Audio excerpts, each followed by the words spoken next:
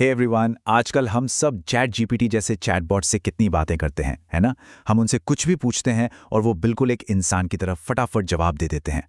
लेकिन क्या आपने कभी रुक कर सोचा है कि इस आर्टिफिशियल इंटेलिजेंस के दिमाग के अंदर आखिर चल क्या रहा है? आइए इस एक्सप्लेनर में इसी राज को खोलते हैं। तो चलिए सीधे इसमें कूदते हैं। सबसे बड़ा सवाल जो दिमाग में आता है वो ये है, क्या एआई सच में हमारी तरह सोचता है या फिर ये सिर्फ अपना अगला शब्द प्रिडिक्ट कर रहा है? आज हम बिना किसी बोरिंग कोड या हैवी जार्गन के बिल्कुल सिंपल लैंग्वेज में समझेंगे कि ये लार्ज लैंग्वेज मॉडल्स यानी एलएलएम्स असल में काम कैसे करते हैं और इतने समझदार कैसे लगते हैं। शुरू करते हैं हमारे पहले हिस्से से, एआई का दिमाग।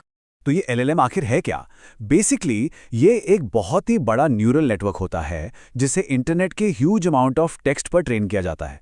इस ट्रेनिंग डेटा में दुनिया भर की किताबें, विकिपीडिया, आर्टिकल्स सब कुछ शामिल है। ये इतना ज़्यादा डेटा है कि अगर हज़ारों इंसान मिलकर अपनी पूरी ज़िंदगी भी पढ़ें तब भी वो ख़त्म ना हो। यहाँ एक मज़ेदार बात निकल कर आती है। इसे ऐसे समझिए जैसे एक मिडिल स्कूल का स्टूडेंट अपने एग्जाम्स के लिए हज़ारों किताबें पढ़ रहा हो। वो स्टूडेंट हर एक फैक्ट को लाइन बाय लाइन रट नहीं रहा, राइट? बल्कि वो ग्रामर और भाषा के पैटर्न्स को समझना शुरू कर देता है। बिल्कुल वैसे ही एआई पूरे इंटरनेट को रट्टा नहीं मारता, वो इन करोड़ों डॉक्यूमेंट से लैंग्वेज के पैटर्न्स को पिकअप करता है। आगे बढ़ते हैं सेक्शन 2 पर, शब्दों को तोड़ना। अब क्योंकि कंप्यूटर्स हमारी तरह शब्दों को समझते नहीं हैं, तो देखते हैं वो करते क्या है। एक बिल्कुल छोटा और सिंपल सा सेंटेंस लेते हैं, आई लव एआई, एकदम बेसिक। अब देखते हैं कि जब ये छोटा सा वाक्य एआई के दिमाग में एंटर करता है तो उसके साथ एग्जैक्टली होता क्या है। और ये प्रोसेस ब्रिलियंटली इलिस्ट्रेट करता है टोकेनाइजेशन को।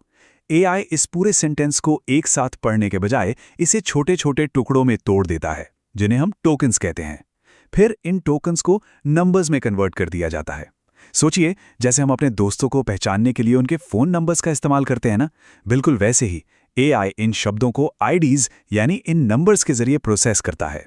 चलिए चलते हैं सेक्शन 3 की तरफ, मीनिंग और कॉन्टेक्स्ट को मैप करना। अब इन नंबर्स को एक्चुअल मीनिंग कैसे मिलता है? इसे एम्बेडिंग्स कहते हैं। एआई इन शब्दों को सीधे नंबर से आगे बढ़ाकर मैथमेटिकल वेक्टर्स में कन्वर्ट करता है। यहां आप देखेंगे कि किंग और क्वीन एक साथ हैं और मैन और वुमेन एक साथ। जो शब्द एक जैसे मतलब रखते हैं या रिलेटेड होते हैं, एआई उन्हें मैथ्स की इस दुनिया में एक दूसरे के पास ग्रुप कर देता है। इसे एक बहुत ही आसान शॉपिंग मॉल वाले एग्जाम्पल से सोचिए। जैसे किसी मॉल में एक ही फ्लोर पर सारी कपड़ों की दुकानें एक साथ होती हैं या फूड कोर्ट की दुकानें एक दूसरे के आसपास होती हैं, वैसे ही सिमिलर मीनिंग वाले शब्द इस मैथमेटिकल स्पेस में एक दूसरे के करीब क्लस्टर्ड होते हैं। यही ग्रुपिंग एआई को शब्दों के बीच का रिश्ता समझने में सबसे ज़्यादा मदद करती है। अब आते हैं सबसे इंटरेस्टिंग पार्ट पर, सेक्शन 4, द अटेंशन मैकेनिज्म। एक सेंटेंस देखिए, the animal didn't cross the road because it was tired, जिसका मतलब है जानवर ने सड़क पार नहीं की क्योंकि वो थका हुआ था। अब जरा एक सेकंड रुकिए और सोचिए, इस वाक्य में ये जो शब्द इट है, ये किसके लिए यूज हुआ है? सड़क के लिए या उस जानवर के लिए? बिल्कुल सही सोचा आपने। इट यहाँ एनिमल को रेफर कर रहा है। अब एआई को ये कैसे पता चला? यहीं पर अटेंशन मैकेनिज्म काम आता है। जैसे एक टीचर क्लास में टेक्स्ट बुक के इंपॉर्टेंट नोट्स को हाइलाइटर से मार्क करता है, बिल्कुल वैसे ही एआई अपने दिमाग में इस इट और एनिमल के कनेक्शन को हाईलाइट कर लेता है। यही चीज एआई को कॉन्टेक्स्ट पूरी तरह समझने की ताकत देती है। तो अब चलते हैं सेक्शन 5 पर, द ट्रेनिंग प्रोसेस। एआई आखिर स्मार्ट कैसे बनता है? तो क्रूशियल पॉइंट ये है कि इस पूरे कॉम्प्लेक्स सिस्टम का मेन टास्क असल में एक बहुत ही सिंपल चीज है, नेक्स्ट वर्ड प्रिडिक्शन। देखिए, द स्काई इज ब्लैंक, ये एक basic fill in the blank वाला गेम है और यकीन मानिए इसी सिंपल गेम पर पूरी की पूरी एआई ट्रेनिंग बेस्ड है। अब एआई को गैस करना है, क्या आसमान ग्रीन है? नोप। क्या आसमान फास्ट है? बिल्कुल नहीं। सही जवाब है ब्लू। एआई प्रोबेबिलिटीज यानी संभावनाओं के आधार पर गैस लगाता है। डेटा के आधार पर वो देखता है कि द स्काई इज के बाद ब्लू आने के चांसेस सबसे ज्यादा हैं। ये 4 स्टेप्स एआई के सीखने का पूरा लूप है। वो अगला शब्द गेस करता है, एरर करता है, उस एरर को करेक्ट करता है और सीखता है। इसे ऐसे समझिए जैसे एक छोटा बच्चा जो बोलना सीखता है तो शुरू में वो बार बार शब्द गलत बोलता है, फिर अपने पेरेंट्स द्वारा करेक्ट किए जाने पर लैंग्वेज सीख जाता है। बिल्कुल उसी तरह एआई भी बिलियंस ऑफ एग्जाम्पल्स पर इस लर्निंग लूप को दोहराता है। और अब आते हैं अपने आखिरी सेक्शन पर, जवाब तैयार करना। एआई हमसे बात कैसे करता है? मान लीजिए सिस्टम में एक प्रॉम्प्ट आता है, एक्सप्लेन ब्लैक होल्स। अब मज़ेदार बात यह है कि एआई एक ही बार में पूरा का पूरा लंबा जवाब नहीं लिख डालता।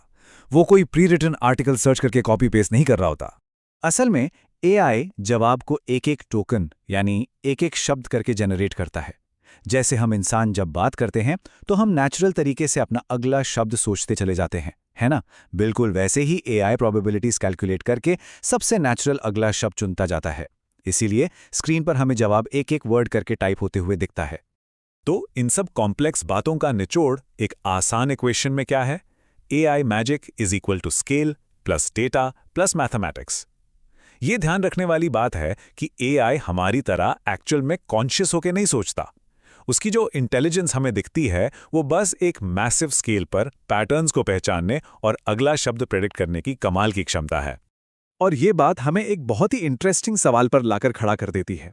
अगर एआई सिर्फ स्केल, डेटा और मैथमेटिक्स का एक इंजन है, तो आगे चलकर ये और क्या नया सीख लेगा? जैसे जैसे ये इंजन और बड़ा होगा, इसकी लिमिट्स क्या होंगी? ये राज तो आने वाला वक्त ही बताएगा। इन कॉन्सेप्ट्स को समझना आज के टाइम में बहुत जरूरी है। ऐसे ही कॉम्प्लेक्स टॉपिक्स को आसान तरीके से समझने के लिए हमारे इन एक्सप्लेनर्स के साथ बने रहिए। शुक्रिया।